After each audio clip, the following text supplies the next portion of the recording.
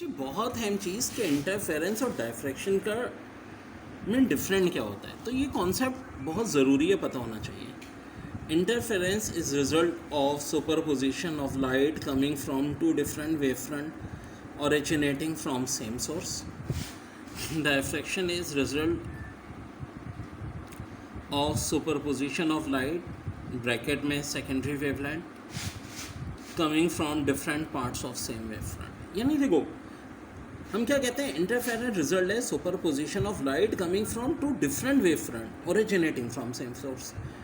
और डायफ्रैक्शन क्या है भाई? Result of superposition of light secondary wavelength coming from different part of same wave front. तो पहली तो यही बात हो गई, ये एमसीक्यूज इस पे भी आ सकती है। It's a moral interference arises due to superposition of secondary wavelength originating from two narrow section of wavefront.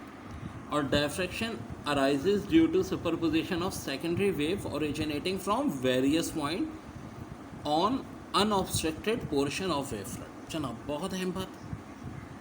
फिर क्या है, इंटरफेरेंस में फ्रिंजेस मे और may not be of same width, जबकि डायफ्रैक्शन में fringing are not of same width. Interference में points of minimum intensity are perfectly dark, diffraction में points of minimum intensity are not perfectly dark. Interference में all bright and dark bands are of same width, diffraction में all bright and dark bands are not of same width. Interference में amplitude is modified by superposition of small number of beam.